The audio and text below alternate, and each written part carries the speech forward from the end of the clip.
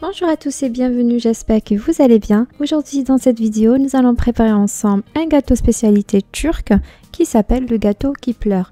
Un gâteau ultra moelleux et très facile à réaliser. Vous allez voir la recette avec moi. Si vous n'êtes pas encore abonné à la chaîne, n'hésitez pas, abonnez-vous et activez la petite cloche pour recevoir toutes les notifications à chaque fois que je poste une nouvelle vidéo. Et aussi de partager vos photos si jamais vous testez cette recette sur mon compte Instagram. Alors, c'est parti pour la recette. On commence par le gâteau au chocolat. Pour cela, j'ai besoin de 3 œufs, 100 g de sucre, 80 ml d'huile, 180 ml de lait, 50 g de cacao amer et 150 g de farine, une cuillère à café de vanille, un sachet de levure chimique, une pincée de sel. Voilà.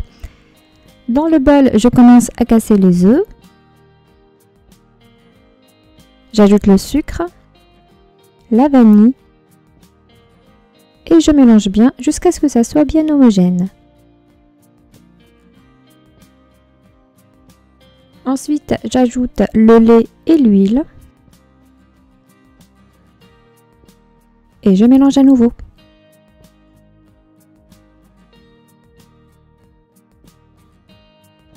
Et à la fin, je vais rajouter les ingrédients secs, la farine, le cacao amer bien tamisé, le sachet de levure chimique de 11 g et la pincée de sel.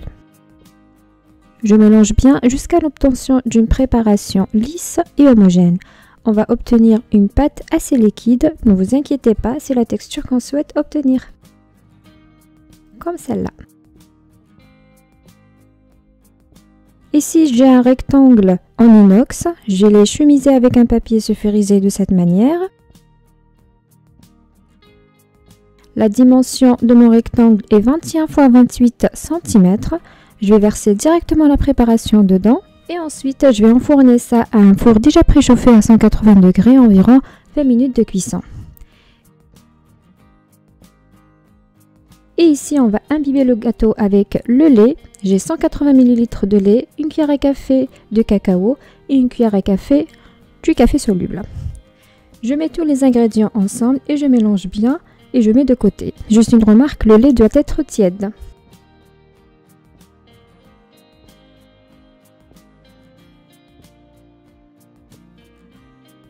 Voilà la sortie de notre gâteau du four. J'ai piqué le gâteau, il est bien sec. Maintenant, je vais essayer de le piquer un peu partout avec le couteau ou bien une fourchette.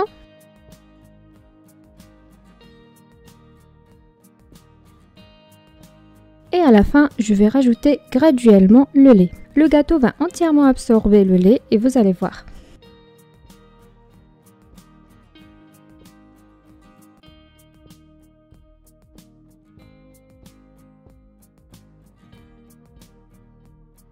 Voilà, je le mets de côté et je le laisse complètement refroidir. Et pendant ce temps-là, on va préparer notre crème chantilly mascarpone. J'ai 250 de mascarpone, 400 ml de crème fluide entière, une cuillère à café de vanille et 40 g de sucre glace. Dans le bol, je mets la mascarpone, le sucre glace et la vanille. Je vais bien les mixer pour obtenir une préparation lisse. Et à la fin, j'ajoute la crème fluide entière et je vais la monter en chantier. Une petite remarque, la crème fluide doit être bien froide pour pouvoir la monter facilement en chantier. Voilà, comme ceci.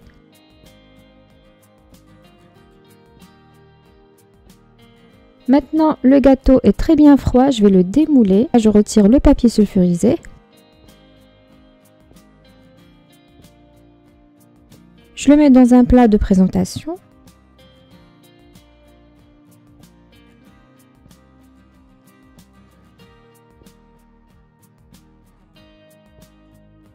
Ensuite, je vais remettre à nouveau l'emporte-pièce rectangle et à la fin, je vais verser la crème chantilly en dessus de mon gâteau.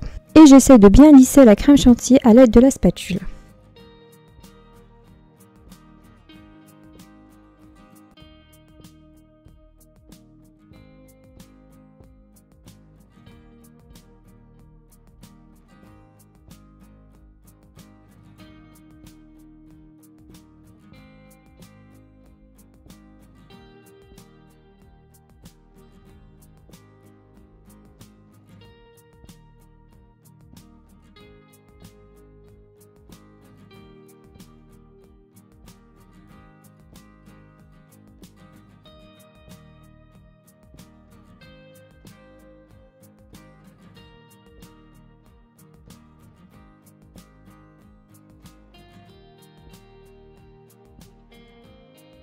Une fois la crème fluide a bouilli, je vais rajouter dedans le chocolat. Je laisse agir quelques instants et ensuite je vais remuer jusqu'à l'obtention d'une ganache bien lisse.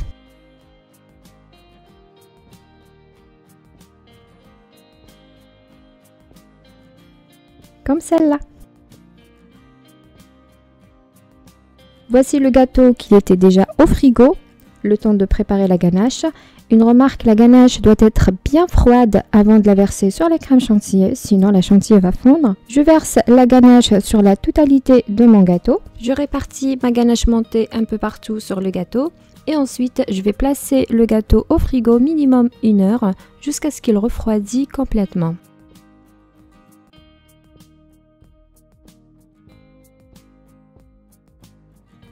Voilà, notre gâteau est bien froid. Maintenant, je vais libérer d'abord les bordures.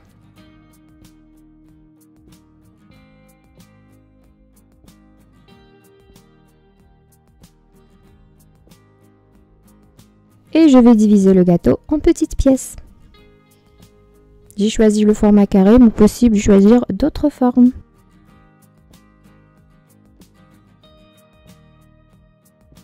Voilà, je retire ensuite délicatement le rectangle. Et regardez les couches réalisées de ce gâteau. Très facile à préparer et c'est super bon. Je vous conseille de le tester. Et comme garniture, j'ajoute sur chaque pièce de mon gâteau un petit peu de chocolat râpé.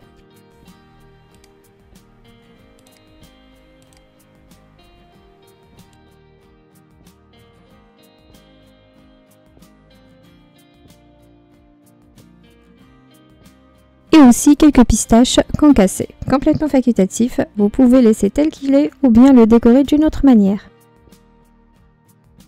Et voilà, notre gâteau turc est bien prêt à servir.